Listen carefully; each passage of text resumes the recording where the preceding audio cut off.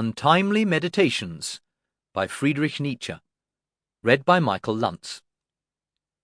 1. Public opinion in Germany seems strictly to forbid any allusion to the evil and dangerous consequences of a war, more particularly when the war in question has been a victorious one.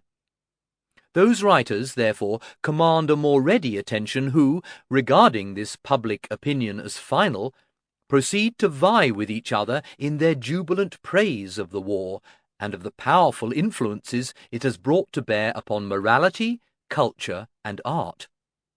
Yet it must be confessed that a great victory is a great danger. Human nature bears a triumph less easily than a defeat. Indeed, it might even be urged that it is simpler to gain a victory of this sort than to turn it to such account that it may not ultimately prove a serious rout.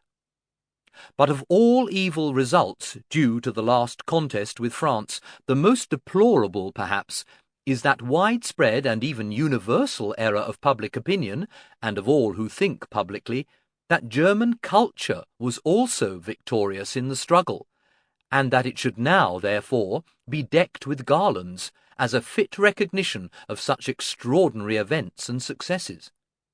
This error is in the highest degree pernicious, not because it is an error, for there are illusions which are both salutary and blessed, but because it threatens to convert our victory into a signal defeat.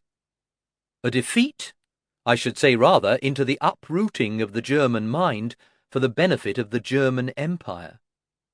Even supposing that the fight had been between the two cultures, the standard for the value of the victor would still be a very relative one, and in any case would certainly not justify such exaggerated triumph or self-glorification.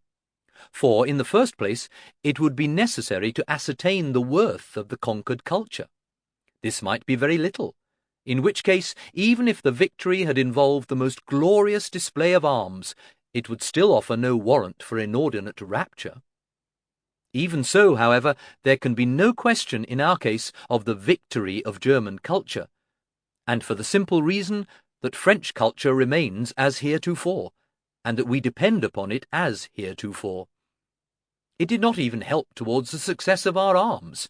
Severe military discipline, natural bravery and sustaining power, the superior generalship, unity and obedience in the rank and file, in short, factors which have nothing to do with culture, were instrumental in making us conquer an opponent in whom the most essential of these factors were absent.